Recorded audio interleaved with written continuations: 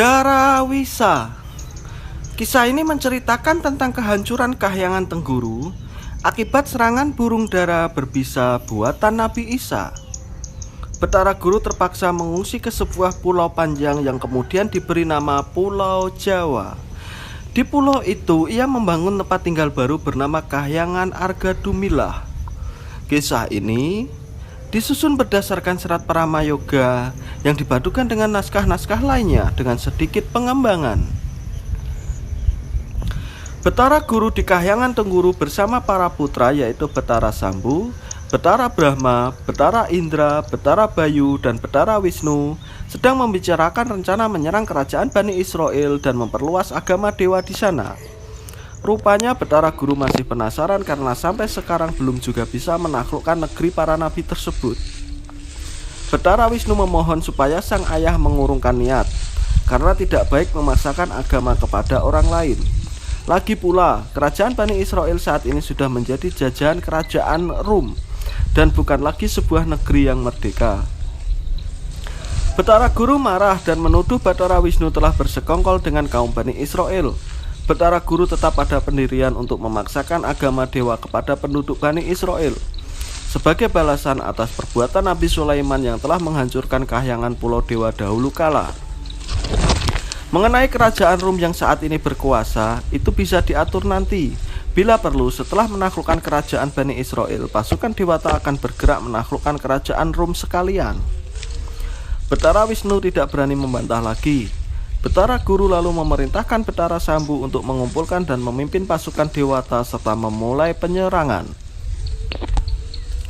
Betara Sambu dan para adik yaitu Betara Brahma, Betara Indra, Betara Bayu, dan Betara Wisnu serta beberapa sepupu yaitu Betara Wrishapati, Betara Kuwera, Betara Yamadipati, Betara Surya, Betara Chandra, Betara Temburu, dan Betara Kamajaya menyusun rencana penyerangan terhadap kerajaan Bani Israel sesuai perintah Betara Guru.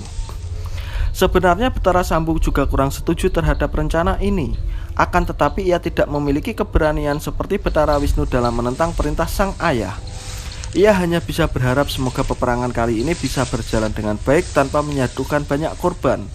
Setelah dirasa cukup, mereka pun menyiapkan pasukan Dewata dan berangkat menuju ke arah barat. Sesampai di wilayah kerajaan Bani Israel, pasukan Dewata mulai mengadakan pengerusakan. Para penduduk dipaksa untuk meninggalkan agama Nabi dan beralih memeluk agama dewa. Hanya Betara Wisnu yang terlihat diam saja dengan perasaan sangat prihatin. Pasukan kerajaan Bani Israel dengan dibantu pasukan kerajaan Rum mengadakan perlawanan. Namun mereka semua tidak mampu menghadapi kekuatan para dewa. Pasukan Dewata terus-menerus maju menguasai wilayah Bani Israel. Pada saat itu hidup seorang keturunan Sayyidina Anwas yang bernama Nabi Isa. Ia didatangi para murid yang memohon supaya Nabi Isa turun tangan dengan menyelamatkan kerajaan Bani Israel dari kehancuran. Nabi Isa lantas mengambil tanah liat dan membentuknya menjadi boneka burung dara. Setelah meniupnya, secara ajaib tiba-tiba boneka tanah liat itu hidup menjadi burung dara sungguhan yang dapat terbang di angkasa. Tentu saja atas izin Tuhan Yang Maha Esa. Burung dara ajaib itu melesat ke angkasa dan menyerang para dewa. Paruhnya mampu menyemburkan bisa panas yang melukai kulit para dewa. Selain itu, burung tersebut juga mampu terbang cepat dan sangat gesit sehingga para dewa tidak mampu menangkapnya. Melihat keadaan telah berbalik, Betara Sambu pun memerintahkan pasukan Dewata supaya mundur kembali ke Gunung Tengguru. Betara Sambu dan pasukan Dewata telah kembali dan menghadap Betara Guru untuk menyampaikan apa yang telah terjadi. Tak disangka burung dara ajaib tetap mengejar dan merusak bangunan kahyangan. Para dewa dan bidadari pontang-panting berlarian terkena semburan bisa panas dari paruhnya. Betara Guru sendiri juga kesulitan untuk menangkap burung dara ciptaan Nabi Isa tersebut. Dalam keadaan terdesak inilah Betara Guru baru menyadari kesalahannya yang telah melanggar pesan Sang Hyang Padawenang untuk tidak mengganggu penduduk Bani Israel. Betara Guru merasa sangat berduka dan segera memerintahkan semua dewa dan bidadari untuk mengungsi meninggalkan Kahyangan Tengguru. Para dewa lalu masuk ke dalam balai Marjukunda, sedangkan para bidadari masuk ke dalam balai Marakata. Betara Bayu yang perkasa lalu mengangkat kedua balai tersebut dan membawanya terbang sekencang-kencangnya ke arah timur dengan mengerahkan kekuatan angin. Setelah menyeberangi Samudra Hindia, Betara Bayu sampai di sebuah pulau yang membentang panjang dari ujung utara, barat, dan berbelok ke timur. Pulau tersebut tidak lain adalah gabungan Sumatera, Jawa, dan Bali di masa sekarang yang saat itu masih satu kesatuan. Betara Guru lalu memerintahkan Betara Bayu untuk berhenti di Tanah Padang di bagian Pulau Sumatera sekarang. Setelah Betara Bayu menurunkan kedua balai, tak disangka burung dara ajaib masih mengejar dan kembali menyemburkan bisa panas ke arah para dewa dan bidadari. Betara Guru curiga melihat Betara Wisnu yang tetap segar bugar sama sekali tidak terluka oleh semburan bisa panas tersebut. Betara Wisnu terpaksa mengaku bahwa ia diam-diam menjalin persahabatan dengan pendeta Usmanaji dari Bani Israel dan pernah bertukar ilmu dengan orang itu sehingga ia mampu menangkal semburan bisa panas burung dara tersebut. Betara Guru sangat marah dan menuduh putra bungsunya itu telah berkhianat. Betara Wisnu berduka mendapat tuduhan demikian. Ia lantas mohon izin untuk maju menghadapi si burung dara. Batara Ramayadi melaporkan bahwa dirinya telah menyelesaikan sebuah senjata ampuh bernama Cakra Sudarsana. Senjata tersebut berwujud piringan bergigi tajam yang kemudian dipinjamkan kepada Betara Wisnu atas izin Betara Guru. Betara Wisnu maju menerima Cakra Sudarsana, kemudian melemparkannya ke arah burung dara berbisa sambil mengucapkan doa permohonan kepada Tuhan Yang Maha Kuasa di dalam hati. Kali ini si burung dara tidak bisa lagi menghindar. Begitu terkena senjata Cakra Sudarsana, burung ajaib itu langsung hancur berkeping-keping menjadi bara api yang jatuh di kaki Gunung Merapi. Betara Guru sangat senang melihat keberhasilan Betara Wisnu dan meminta maaf atas tuduhan tadi. Ia juga menetapkan senjata Cakra Sudarsana mulai saat ini resmi menjadi pusaka pribadi Betara Wisnu. Betara Wisnu sangat berterima kasih dan menerimanya dengan sukacita.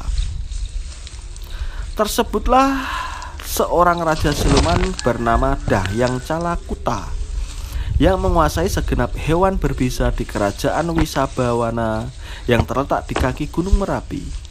Ia sangat terkejut karena tiba-tiba saja ada sejumlah kepingan bara api yang jatuh menimpa tempat tinggalnya.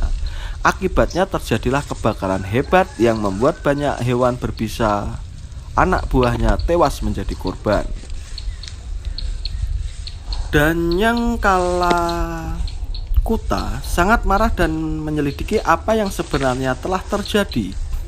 Setelah mengetahui kalau bara api tersebut berasal dari bangkai burung dara yang dibunuh dewa, maka ia pun merencanakan pembalasan yang setimpal.